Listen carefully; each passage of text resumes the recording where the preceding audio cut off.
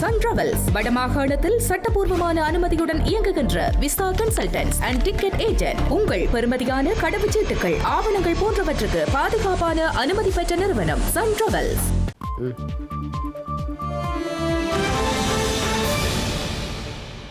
வணக்கம். இது ஐபிசி தமிழின் இரவு நேர பிரதான செய்திகள். முதலில் தலைப்புச் செய்திகள்.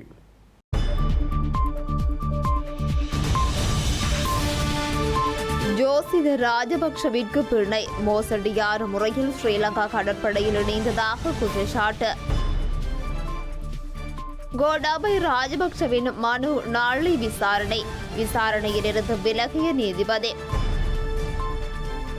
சுரேசலே நிர்வாணமாக்கப்பட்டு சோதனை, குற்றப்புலனாய்வு திணைக்களம் ஒப்புக்கொண்டதாக மனோரி சலை தெரிவிப்பு.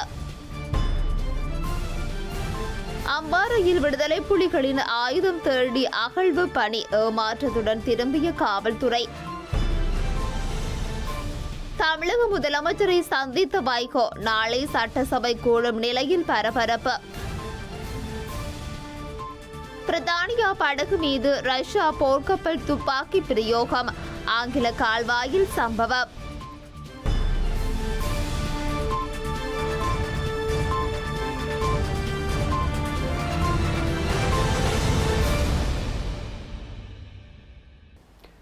இனி விரிவான செய்திகள்.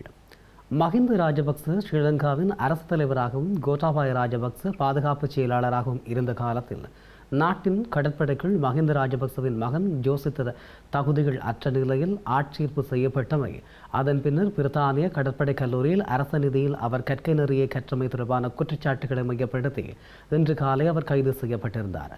இந்த நிலையில் கொழும்பு பிரதான நீதவான் நீதிமன்றில் ஜோசித்த ராஜபக்ச முன்னிலைப்படுத்தப்பட்ட நிலையில் பிணையில் செல்ல நீதவான் அனுமதி வழங்கியுள்ளார். ஸ்ரீலங்கா கடற்படையில் ஒருவர் பயிற்சி அதிகாரியாக இணைய வேண்டுமானால் அதற்குரிய அடிப்படை தகுதியான அந்த பதவிக்கு விண்ணப்பிக்கும் விண்ணப்பதாரர்கள் கல்வி பொது தராதர உயர்தரத்தில் விஞ்ஞானம் அல்லது கணித பிரிவு பயிற்சிகளில் சித்தி அடைந்திருக்க வேண்டும் என்ற விதிகள் இருந்த நிலையில் அவரை பதவிக்குள் சேர்க்க வேண்டும் என்பதற்காகவே கடற்படையின் ஆட்சேர்ப்பு தகுதி அளவுகோல்கள் மாற்றப்பட்ட விடயம் வெளிச்சத்திற்கு வந்துள்ளது. கலைப்பிரிவில் கற்றிருந்த ஜோசிதவுக்கு கடற்படை அதிகாரியாக இணைவதற்குரிய தகுதி இல்லாத நிலையில் அவருக்காக இந்த விதிகள் மாற்றப்பட்டுள்ளதாக குற்றம் சாட்டப்பட்டுள்ளது. இதன் பின்னர் அவருக்கு பிரித்தானிய கடற்படை கல்லூரியில் அரசு நிதியில் கற்கை நெறியை கற்கும் வாய்ப்புகளும் முறைகேடாக வழங்கப்பட்டமை கண்டுபிடிக்கப்பட்டுள்ள நிலையில் முன்னைய ஆட்சி காலங்களில் தீவிரமாக விசாரிக்கப்படாத இந்த விடயம் இப்போது கிளறப்பட்டு ஜோசித கைது செய்யப்பட்டுள்ளார். உயிர்த்த ஞாயிறு பயங்கரவாத தாக்குதல்கள் தொடர்பாக விசாரணைகளில் தான் கைது செய்யப்படுவதை தவிர்க்குமாறு உத்தரவிடக் கோரி ஸ்ரீலங்கா முன்னாள் ஜனாதிபதி கோட்டாபாய ராஜபக்ச தாக்கல் செய்த மனு தொடர்பில் எதிர்மனுதாரர்களிடமிருந்து தமக்கு இன்னும் அறிவுறுத்தல்கள் கிடைக்கவில்லை என சட்டம் அதிபர் மேன்முறையீட்டு நீதிமன்றத்திற்கு அறிவித்துள்ளார். இதனையடுத்து இந்த மனு மீதான விசாரணை நாளை வரை ஒத்திவைக்கப்பட்டுள்ளது. இலங்கையில் 2019 ஆண்டு நடத்தப்பட்ட உயிர்த்த ஞாயிறு தற்கொலை குண்டு தாக்குதல்கள் தொடர்பான விசாரணைகளில் தாம் கைது செய்யப்படுவதை தடுக்குமாறு உத்தரவிடக் கோரி ஸ்ரீலங்கா முன்னாள் ஜனாதிபதி கோட்டாபாய ராஜபக்சவினால் மேன்முறையீட்டு நீதிமன்றத்தில் மனு தாக்கல் செய்யப்பட்டது. இந்த மனு இன்று மேன்முறையீட்டு நீதிமன்ற நீதிபதி ரோகந்த அபேசூரிய மற்றும் நீதிபதி பிரியந்த பெர்னாண்டோ ஆகியோர் அடங்கிய அமர்வின் முன்பாக விசாரணைக்கு எடுத்துக் கொள்ளப்பட்டது. விசாரணையின் போது நீதிபதி பிரியந்த பெர்னாண்டோ தனிப்பட்ட காரணங்களால் வழக்கிலிருந்து விலகுவதாக கூறினார். இந்த நிலையில் குறித்த மனு தொடர்பாக எதிர் மனுதாரர்களிடமிருந்து இதுவரை தமக்கு எந்தவிதமான அறிவுறுத்தல்களும் கிடைக்கப்பெறவில்லை என சட்டமா அதிபர் சார்பில் முன்னிலையான சட்டத்தரணி நீதிமன்றத்திற்கு தெரிவித்துள்ளார். இதேவேளை உயிர்த்த ஞாயிறு தாக்குதல்கள் தொடர்பில் சிரேஷ்ட பிரதி காவல்துறை அதிபர் பரண ஜெயசுந்தரவை கைது செய்வதற்கு எந்த தீர்மானமும் எடுக்கப்படவில்லை என சட்டம் அதிபர் நீதிமன்றத்திற்கு அறிவித்ததை அடுத்து அவர் தாக்கல் செய்ததான எழுத்தாணை மனு மீதான விசாரணை நிறைவு செய்வதற்கு மேன்முறையீட்டு நீதிமன்றம் இன்று தீர்மானித்துள்ளது. உயிர்த்த ஞாயிறு தாக்குதல் தொடர்பான விசாரணைகளில் தம்மை கைது செய்வதை தடுக்குமாறு கோரி வர்ண ஜெயசுந்தரவினால் தாக்கல் செய்யப்பட்ட எழுத்தாணை மனு மேன்முறையீட்டு நீதிமன்ற நீதி அரசர்களான சசி மகேந்திரன் மற்றும் ஆதித்ய படபந்திகி ஆகியோர் முன்னிலையில் இன்று விசாரணைக்கு எடுத்துக் கொள்ளப்பட்டது. இதன்போது மனுதாரரை கைது செய்வதற்கு எந்த தீர்மானமும் எடுக்கப்படவில்லை என சட்டமா அதிபர் நீதிமன்றத்திற்கு உறுதியளித்ததை அடுத்து மனு மீதான மேலதிக விசாரணைகளை நிறுத்துவதற்கு நீதி அரசர்களுக்கு உத்தரவிடப்பட்டுள்ளது. அதே நேரம் வர்ண ஜெயசுந்தரவை வேறொரு பகுதிக்கு இடமாற்றம் செய்வதற்கான சாத்தியக்கூறுகள் குறித்து பரிசீலிக்குமாறு நீதிமன்றம் முன்னதாக சட்டமா அதிபருக்கு உத்தரவிட்ட நிலையில் இது தொடர்பான பரிந்துரைகளை தேசிய காவல்துறை ஆணைக்குழுவிடம் காவல்துறை அதிபர் சமர்ப்பித்துள்ளதாக அறிவித்துள்ளனர். ஸ்ரீலங்கா அரச புலனாய்வு சேவையின் முன்னாள் பணிப்பாளர் சுரேசலை தடுத்து வைக்கப்பட்டிருந்த போது அவர் ஆடையின்றி நிர்வாணப்படுத்தப்பட்டு சோதனைக்கு உட்படுத்தப்பட்டதை குற்ற புலனாய்வு திணைக்களம் ஒப்புக்கொண்டுள்ளதாக அவரின் மனைவி மனேரி சலை தெரிவித்துள்ளார். சுரேசலையின் உடல்நிலை தற்போது மோசமடைந்து வருவதாகவும் அவர் இன்று ஊடகங்களுக்கு தெரிவித்துள்ளார். அரசு புலனாய்வு சேவையின் முன்னாள் பணிப்பாளர் சுரேஷ் ஷெலே தற்பொழுது உண்பதோ குடிப்பதோ இல்லை எனவும் அவர் தனது உண்ணாவிரத போராட்டத்தை கைவிடவில்லை எனவும் அவரது மனைவி மனோரி ஷெலே தெரிவித்துள்ளார். நாளுக்கு நாள் அவரது உடல்நிலை மோசமடைந்து வருவதாகவும் அவர் பேசுவதற்கு சிரமப்படுகின்றார் எனவும் அவர் குறிப்பிட்டுள்ளார். கைகளில் செலுத்தப்பட்டிருந்த ஊசிகள் காரணமாக கைகள் அனைத்தும் வீங்கியிருந்ததால் தற்போது அவற்றை அகற்றிவிட்டு வைத்தியர்கள் சிறு சிறு துளிகளாக திரவ ஆகாரங்களை வழங்கி வருவதாகவும் அதன் மூலமே வைத்தியர்கள் எப்படியோ அவரது உயிரை தக்க வைத்துள்ளதாகவும் அவர் குறிப்பிட்டுள்ளார். இதேவேளை தொடர்ச்சியாக இடம்பெற்று வரும் விசாரணைகளில் சுரேஷ் சலையை சிறை அறையிலிருந்து வெளியே அழைத்து வந்து எல்லோர் முன்னிலையிலும் நிர்வாணப்படுத்தி ஆடையின்றி நிர்வாணமாக்கப்பட்டு சோதனைக்கு உட்படுத்தப்பட்டதை குற்ற புலனாய்வு திணைக்களம் முதன்முறையாக ஒப்புக்கொண்டுள்ளதாகவும் அவர் குறிப்பிட்டுள்ளார்.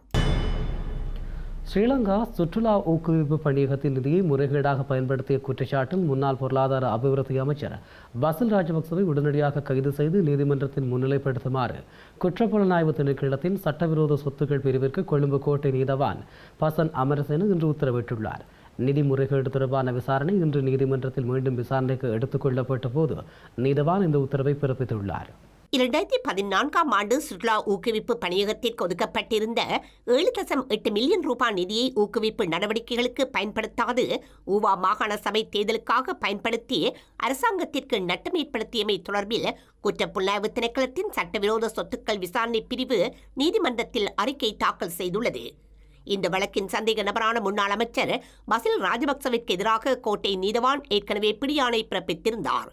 இந்நிலையில் குறித்த வழக்கு மீண்டும் விசாரணைக்கு எடுத்துக் கொள்ளப்பட்ட போது 3வது சந்தேக நபர் சார்பாக நீதிமன்றத்தில் முன்னிலையான ஜனாதிபதி சட்டத்தரணி கலிங்க இந்த திஸ்ஸ 3வது சந்தேக நபர் குற்றவியல் நடைமுறை சட்டத்தின் 127வது பிரிவின் கீழ் ரகசிய வாக்குமூலம் அளிக்க விருப்பம் தெரிவித்துள்ளதாக தெரிவித்துள்ளார். இதையடுத்து பசில் ராஜபக்சவை உடனடியாக கைது செய்து நீதிமன்றத்தில் முன்னிலைப்படுத்துமாறு குற்றப்புலனாய்வு திணைக்களத்தின் சட்டவிரோத சொத்துக்கள் பிரிவிற்கு கொழும்பு கோட்டை நீதவான் பசன் அமரசேன இன்று உத்தரவிட்டுள்ளார். இந்த சம்பவம் தொடர்பாக விளக்கமறியலில் வைக்கப்பட்டிருந்த இலங்கை சுற்றுலா ஊக்குவிப்பு பணியகத்தின் முன்னாள் முகாமைத்துவ பணிப்பாளர் ரூமி ஜாஃபரை தலா 10 லட்சம் ரூபாய் மதிப்புள்ள 2 சரீரப் பிணைகளில் நீதிபதி விடுதலை செய்திருந்தார். அத்துடன் சந்தேக நபர் வெளிநாடு செல்வதற்கும் தடை விதித்தும் நீதிபதி உத்தரவிட்டிருந்தார். ஸ்ரீலங்கா பொதுமக்கள் பாதுகாப்பு அமைச்சின் செயலாளர் ரவி செனவிரத்ன மற்றும் குற்றப்புலனாய்வு திணைக்களத்தின் பணிப்பாளர் சானி அபேசகர ஆகியோரை தற்போதைய பதவிகளுக்கு நியமிக்குமாறு கர்தினால் மல்கம் ரஞ்சித் ஆண்டகையோ அல்லது கத்தோலிக்க திருச்சபையோ எந்தவொரு கோரிக்கையும் விடுக்கவில்லை என இலங்கை கத்தோலிக்க திருச்சபை அறிவித்துள்ளது. நாடாளுமன்றத்தில் அமைச்சர் விமல் ரத்நாயக்க தெரிவித்த கருத்து தொடர்பாக கொழும்பில் இன்று இடம்பெற்ற ஊடகவியலாளர் சந்திப்பில் கொழும்பு மறை மாவட்டத்தின் ஊடக பேச்சாளர் அருட்தந்தை சிறில் காமினி இதனை கூறினார். ஷானி அபேசகர மற்றும் ரவி செனவரத்ன ஆகியோரை இந்த பதவிக்கு நியமிக்குமாறு கர்தினால் ஆண்டகையோ அல்லது கத்தோலிக்க திருச்சபையோ ஒருபோதும் கூறவில்லை என்று அருட்தந்தை ஸ்ரீல் காமினி கூறினார். மேலும் உயிர்த்த ஞாயிறு குண்டு தாக்குதல்கள் குறித்து கொழும்பு பேராயருக்கு ஒருபோதும் முன்னெச்சரிக்கை விடுக்கப்படவில்லை என்றும் அவர் தெரிவித்தார். கொழும்பு ஆயர் இல்லத்தில் அவர் தனிப்பட்ட ஆராதனையை நடத்திய பின்னரே இந்த வன்முறை சம்பவங்கள் குறித்து அவருக்கு தெரிவிக்கப்பட்டது என்றும் அருட்தந்தை ஸ்ரீல் காமினி தெரிவித்தார். தாக்குதல்களுக்கு முன்பு அவருக்கு ஒருபோதும் பாதுகாப்பு வழங்கப்படவில்லை என்பதால் கர்தினாலுக்கு அவரது பாதுகாப்பு படையினர் தகவல் தெரிவித்தனர் என்ற குற்றச்சாட்டும் தவறானது என்றும் உயிர்த்த ஞாயிறு தாக்குதல்களுக்கு பின்னரே அவருக்கு பாதுகாப்பு வழங்கப்பட்டதாகவும் கூறினார். உயிர்த்த ஞாயிறு தாக்குதல் வழக்கில் இப்ராஹிமிற்கு முன்னாள் ஜனாதிபதி கோட்டபாய ராஜபக்சவின் ஆட்சி காலத்திலேயே பிணை வழங்கப்பட்டதாகவும் தெரிவித்தார். பொய்யான பிரச்சாரங்கள் உயிர்த்த ஞாயிறு பயங்கரவாத தாக்குதலின் உண்மைகளை வெளிப்படுத்தி உண்மையான குற்றவாளிகளை சட்டத்தின் முன் நிறுத்துவதற்காக தற்போது நடத்தப்பட்டு வரும் விசாரணைகளுக்கு இடையூறு ஏற்படுவதை நோக்காக கொண்டு முன்னெடுக்கப்படுவதாக தெரிவித்தார்.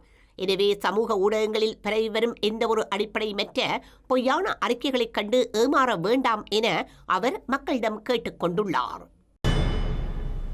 அம்பாறையில் விடுதலை புலிகளால் ஆயுதம் மற்றும் தங்கம் புதைத்து வைக்கப்பட்டிருக்கலாம் என்ற சந்தேகத்தின் அடிப்படையில் நீதிமன்ற உத்தரவுக்கு அமைய இன்று காலை விசேட அகழ்வு பணி முன்னெடுக்கப்பட்ட நிலையில் எந்தவித தடயப் பொருட்களும் மீட்கப்படாத நிலையில் அகழ்வு பணிகள் தற்காலிகமாக நிறுத்தப்பட்டுள்ளன. அம்பாறை மாவட்டத்தின் சம்மாந்துறை காவல் பிரிவிற்குட்பட்ட தொய்யம்பட்டை கீழ்கண்டம் பகுதியில் அமைந்துள்ள தனியார் வயல் காணியொன்றில் இன்று நீதிமன்ற உத்தரவின் பேரில் விசேட அகழ்வு பணி முன்னெடுக்கப்பட்டது. அம்பாறை விசேட காவல்துறை புலனாய்வு பிரிவுக்கு கிடைத்த தகவலின் அடிப்படையில் கடந்த காலத்தில் விடுதலை புலிகளால் ஆயுதங்கள் மற்றும் தங்கம் உள்ளிட்ட பொருட்கள் நிலத்தடியில் புதைத்து வைக்கப்பட்டிருக்கலாம் என்ற சந்தேகத்தின் பேரில் இந்த நடவடிக்கை மேற்கொள்ளப்பட்டது. பெக்கோ இயந்திரத்தின் உதவியுடன் காணியில் பல மணி நேரம் மண் அகலப்பட்ட போதிலும் எந்தவித தடயப் பொருளோ அல்லது சந்தேகத்திற்கிடமான பொருளோ கண்டுபிடிக்கப்படவில்லை என அதிகாரிகள் தெரிவித்துள்ளனர். குறித்த அகழ்வு பணிகள் இன்று காலை 9 மணி முதல் நண்பகல் 12 மணி வரை நடைபெற்ற நிலையில் இடைநிறுத்தப்பட்டுள்ளது. இதேவேளை இறுதிக்கட்ட யுத்தத்தின் போது விடுதலை புலிகளிடமிருந்து ஸ்ரீலங்கா இராணுவத்தினால் கைப்பற்றப்பட்ட பொதுமக்களின் தங்க ஆபரணங்கள் தொடர்பான அளவீட்டு பணிகள் தற்போது நிறைவடைந்துள்ளதாகவும் குற்றப்புலனாய்வு திணைக்களம் கொழும்பு பிரதம நீதவான் அசங்க எஸ் மோதரகம முன்னிலையில் அறிவித்துள்ளது. 161 லட்சம் ரூபாய் பெறுமதியான 10,000க்கும் மேற்பட்ட தங்க ஆபரணங்களை அளவீடு செய்வதற்கு 1 வருட காலம் எடுத்ததாகவும் குற்றப்புலனாய்வு திணைக்களம் நீதிமன்றத்துக்கு தெரிவித்துள்ளது. இந்த தங்க ஆபரண தொகுதி தற்போது இலங்கை மத்திய வங்கியின் பாதுகாப்பில் வைக்கப்பட்டுள்ளதாகவும் குற்றப்புலனாய்வு திணைக்களம் சுட்டிக்காட்டியுள்ளது. இதனைத் தொடர்ந்து குறித்த தங்க ஆபரணங்கள் தொடர்பிலான விரிவான அறிக்கையொன்றை நீதிமன்றத்தில் சமர்ப்பிக்குமாறு நீதவான் குற்றப்புலனாய்வு திணைக்களத்திற்கு உத்தரவிட்டுள்ளார். ஸ்ரீலங்கா முன்னாள் நாடாளுமன்ற உறுப்பினர் ஆசு மாரசிங்க தமது கட்சியின் உறுப்பினர் அல்ல எனவும் ஐக்கிய தேசிய கட்சி அறிவித்துள்ளது. அறிக்கை ஒன்றை வெளியிட்டுள்ள ஐக்கிய தேசிய கட்சி ஆசு மாரசிங்க எந்த வகையிலும் ஐக்கிய தேசிய கட்சியின் கருத்துக்களை பிரதிநிதித்துவப்படுத்தவில்லை என கூறியுள்ளது. ஆசு மாரசிங்க ஐக்கிய தேசிய கட்சியின் தலைவர் ரணில் விக்ரமசிங்கே ஜனாதிபதியாக இருந்த காலத்தில் அவருக்கு ஆலோசகராக பணியாற்றியமை குறிப்பிடத்தக்கது. யாழ்ப்பாணம் அரியாலை பகுதியில் கடந்த பிப்ரவரி மாதம் நடத்தப்பட்ட சோதனை நடவடிக்கையின் போது ஹெரோயின் போதைப் பொருளுடன் ஒருவர் கைது செய்யப்பட்டார். அதனைத் தொடர்ந்து யாழ்ப்பாணம் காவல்துறையினர் சந்தேக நபருக்கு சொந்தமான சொத்துக்களை பறிமுதல் செய்துள்ளனர். சந்தேக நபர் சட்டவிரோதமாக பெற்றதாக கூறப்படும் சொத்து பணச்செலவை தடுப்புச் சட்டத்தின் கீழ் பறிமுதல் செய்யப்பட்டதாக யாழ்ப்பாண குற்ற புலனாய்வு பிரிவு தெரிவித்துள்ளது. பறிமுதல் செய்யப்பட்ட சொத்துக்களில் 6,95,950 ரூபாய் மதிப்புள்ள ஒரு சிறிய படகு மற்றும் அதன் இயந்திரம் மற்றும் 9 லட்சம் ரூபாய் மதிப்புள்ள 2 உந்துருளிகள் அடங்குகின்றன. தமிழக முதலமைச்சர் விஜயுடன் மறுமலர்ச்சி திராவிட முன்னேற்ற கழக பொதுச் செயலாளர் வைகோ சந்தித்து பேச்சுவார்த்தை நடத்தியுள்ளார். தமிழக சட்டசபை நாளை கூடும் நிலையில் முதலமைச்சர் விஜயுடன் வைகோ பேச்சுவார்த்தை நடத்தியிருப்பது அரசியல் முக்கியத்துவம் வாய்ந்ததாக கருதப்படுகிறது. நேற்று அமைச்சர் ஆதவர்ஜுனா அண்ணா நகரில் உள்ள வைகோ வீட்டிற்கு சென்று சந்தித்து பேச்சுவார்த்தை நடத்தினார். அதனைத் தொடர்ந்து இன்று முதலமைச்சர் விஜயை வைகோ சந்தித்து பேசியுள்ளார். தமிழக அரசியலில் அடுத்தடுத்து பல்வேறு அதிரடி திருப்பங்கள் நடைபெற்று வரும் நிலையில் மதிமுகவில் தற்போது நடைபெறும் மாற்றங்கள் பரபரப்பு ஏற்படுத்தியுள்ளது. ஆங்கில கால்வாயில் ரஷ்ய போர்க்கப்பல் ஒன்று பிரித்தானிய படகு ஒன்றை எச்சரிக்கும் வகையில் துப்பாக்கி பிரயோகம் செய்தமை பரபரப்பான விடயமாக மாறியுள்ளது. பிரித்தானிய கடற்படை கமாண்டோக்கள் ரஷ்யாவின் நிழல் கடற்படையைச் சேர்ந்த தடை செய்யப்பட்ட எண்ணெய் கப்பல் ஒன்றை கடந்த ஞாயிற்றுக்கிழமையன்று அதிரடியாக கைப்பற்றிய பின்னர் இந்த சம்பவம் இடம்பெற்றுள்ளது. ஆங்கில கால்வாய் கடற்பரப்பில் பயணித்த ரஷ்ய போர்க்கப்பலான அட்மிரல் கிரிகோரோவிச் பிரித்தானிய குடும்பம் பயணித்த இந்த உல்லாச படகின் அருகே சிறிய ரக துப்பாக்கிகளால் எச்சரிக்கைக்காக சுட்டுள்ளது.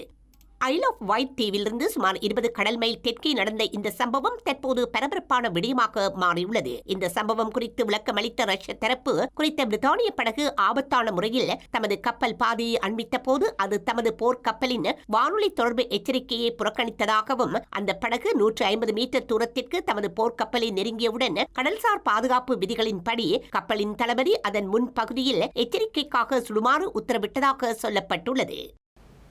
இத்துடன் IBC தமிழின் இரவு நேர பிரதான செய்திகள் நிறைவு பெற்றன. உடனுக்குடன் செய்திகளை அறிந்து கொள்ள IBCTamil.com என்ற எமது இணையதளத்தை பார்வையிடுங்கள். வணக்கம்.